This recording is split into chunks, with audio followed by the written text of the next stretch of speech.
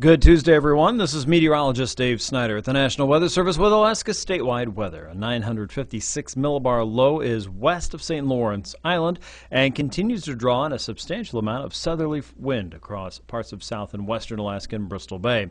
We're seeing some patches of clear sky just around Port Hayden and Pilot Point and generally south of Cape Newnham into southern parts of Bristol Bay. Clouds fill in fairly quickly as you move north to Bethel and into Norton Sound, as well as areas around Nome. Not a whole lot of precipitation that's showing up in weather observations around the state this afternoon.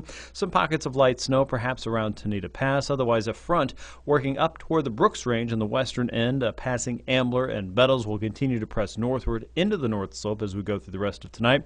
Look for another weather wave to work into the western Gulf at 960 millibars. This one should tap into a little more moisture as we move into the rest of the evening and overnight hours.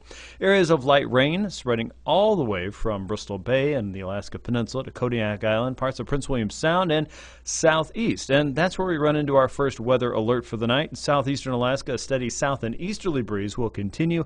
Areas of freezing rain, though, found around Haines, and a winter weather advisory is in effect until 9 o'clock through the evening hours for freezing rain in and around Haines, especially around the Haines Highway. That will continue tonight, maybe up to a quarter-inch of freezing rain possible there. That makes driving and walking around pretty hazardous, and watch for slips and falls there, and give yourself a little bit of extra room if you're driving around town there. So again, a freezing rain issue around Haines. A winter weather advisory is the specific term we use here. That'll be in effect until 9 o'clock for the Haines area for up to a quarter-inch of ice. Hopefully not a whole lot more than that. As we go through the day tomorrow, it looks like the front's going to hover out across the Gulf Coast communities, and that'll keep the wind whipping around that area of low pressure in the central Gulf. The pressure level comes up a little bit. The wind will be with us, especially over southeast, and we may see some pockets of snow across the higher terrain.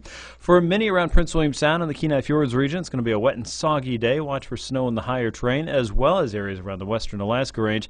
And for many in the interior, it just looks cold. Areas of a clear, dry sky with high pressure out across the northwest territories of Canada, and some pockets of blowing snow across the eastern Beaufort Seacoast along the Alcan border. And once you get into the middle Yukon Valley, generally south of Bettles and around Tanana, there you might have a little bit more wind. A new weather wave moves into the west as we go into Thursday. With Alaska statewide weather, this is meteorologist Dave.